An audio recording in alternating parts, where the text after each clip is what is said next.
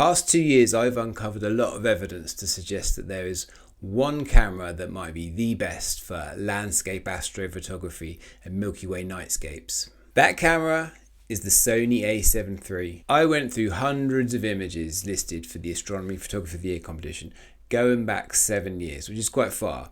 If we look at just the last 3 years, you can see here the top models used in nightscapes and landscape astrophotography images. You can see the Sony A7 III's top, followed by the Nikon Z6 II and the Nikon D850. If we look just at the last year, so recent data, you can see that the Sony A7 III has an even higher share.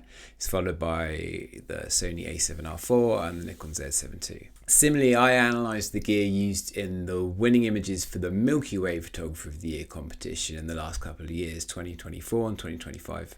I found a similar outcome. You can see here the Sony A7 III's top, followed by the more recent iteration, the A7 IV, and then the Canon EOS R6. If you want that data to take away from the Milky Way Photography of the Year competition, you can download it below. On the Saiz and Skips website, we regularly do case studies and interviews with some of the best astrophotographers in the world. And this camera just kept coming up, the Sony A7 III. But what is it about the camera? Is there something actually special about it? The answer, honestly, is no, not really. When it comes to landscape astrophotography, or any astrophotography really, there isn't a best camera, but there are certain traits you want to look for. So the first of these is a full frame sensor. Pretty much every nightscape shortlisted in either of those competitions is taken with a full frame sensor camera. Two main advantages full frame cameras. One is they perform better in low light. So that's pretty essential for nighttime photography where you're trying to capture the light from faint stars and turn them into images.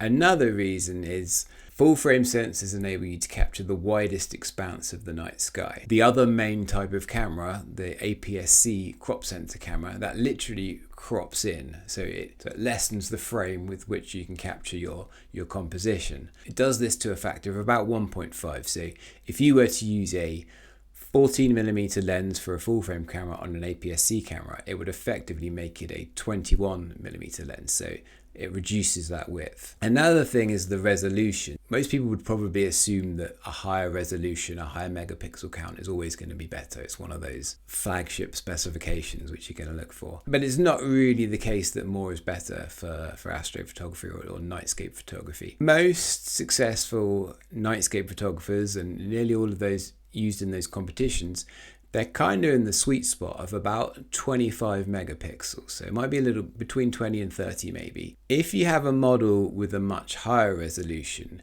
you tend to run into problems and challenges with regards to the file sizes. So you're going to have to process them in software on your laptop. It becomes a problem with bigger files. You're going to have to store all those files, and maybe you're taking multiple long exposures. Becomes an issue.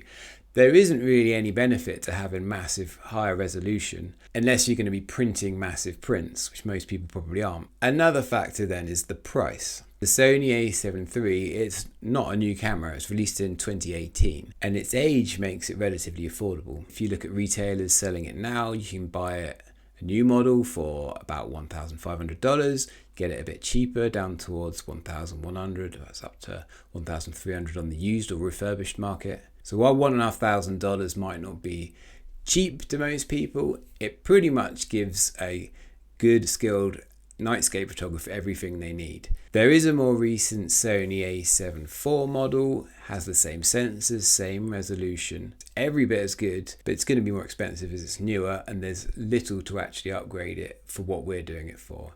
There are also older A7, A7 II models, again, same sensor, same resolution. One notable thing about them and why they're not used as much is that they have weaker batteries, and having a good battery life when you're out on those night shoots, long exposures, multiple exposures, pretty important. So there you go, the Sony A7 III doesn't honestly have any astrophotography superpowers. It just hits all the sweet spots and is relatively affordable.